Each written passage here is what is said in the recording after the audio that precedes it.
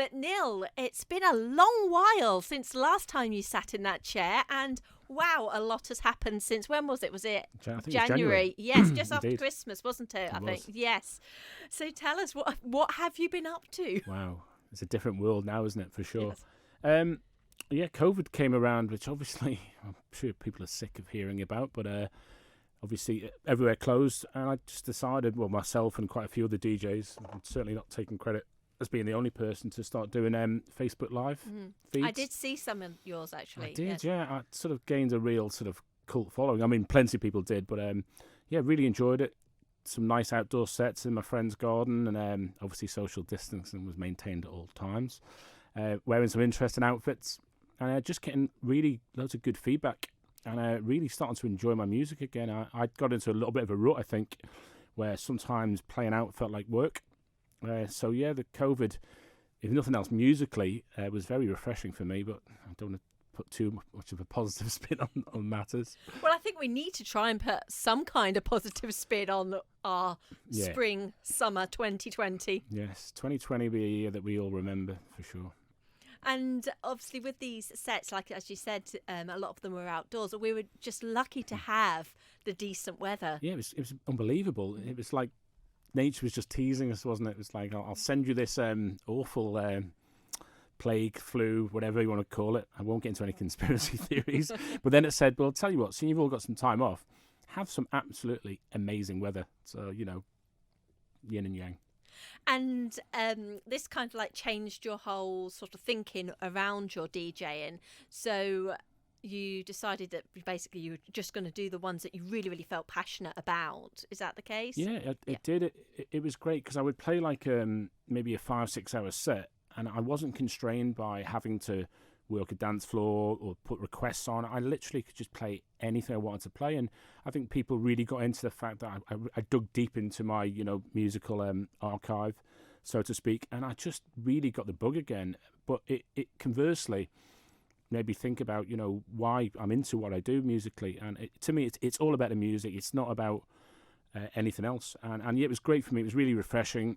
I mean, since then I've just done a few birthday sets, favours for friends and so on. But I've gone around my friend's house, and they've plied me with alcohol, and I've just been able to play and do what I want. And it's really been refreshing. So that's the benefit of a freebie, I suppose, for a friend, is it? Yeah, of course. Yeah, of course it is. I don't want the phone to go too crazy because obviously I'm still very selective. But no, I played around a few friends' houses, and it should be like a real cool sort of a house party. Yeah, been fantastic. I loved it.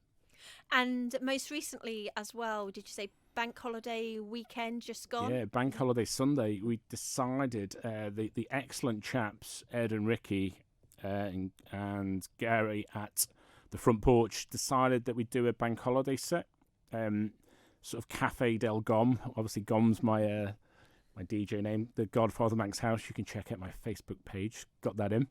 And we played like it was meant to be a 2 p.m. till 8 p.m. set outside. It got extended. Normally one more song goes on for one more song. I ended up playing 1 more hour, but it was great seeing some of the faces of people coming out the co-op, some of the older generations, shall I say.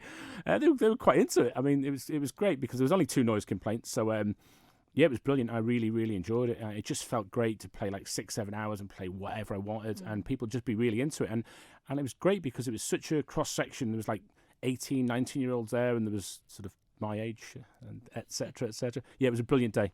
And we're going to be talking about your age actually a bit later on the show. Brilliant. in the interview part 2. Thank you. But one thing I did want to ask you is about sort of like the local talent on the island at the moment. And was there a particular DJ out there which if someone says to you, after yourself of course, who would you book for a DJing gig? Do you have kind of like one that you recommend? I sort of have 2. One's sort of nepotistic because it's my brother Christian Clague, who, by the way, it's his birthday today. Happy birthday, Christian. He would obviously be an instant choice, but someone I always hark back to, and he's the exact reason why I started DJing, is Peter Dunn. The guy's, well, he's definitely in his 60s, but this is a guy that can play you Northern Soul, he can play you funk, he can play you house, he can do a disco. he could probably do a funeral. I'd imagine he's that good. So yeah, I'd always have to revert back to Peter Dunn and just thank the guy for really. I've had 30 fantastic musical years. Thanks to this guy. And he's the one that gave you the break back in the 80s. He did, yeah. I was in Little Caesars. I used to walk up to him and I used to just give him a few records and say, "Come on, mate, play these. Stop playing all this other stuff." I'll use that word. And then after a few weeks, they said, "Well, why don't you play them?" So I was like sort of 19, 20, and all of a sudden I'm DJing, just thrown straight into the deep end of Little Caesars, and it was just crazy times. It was when house was kicking off and. Just amazing, I get sort of goosebumps now thinking about it. So yeah, I'd always thank Peter and Jimmy Gillespie who owned the club. So yeah, but yeah, Peter Dunn would be my go-to DJ, and Christian Clague. You've got to get your brother in because you can meet him after the show.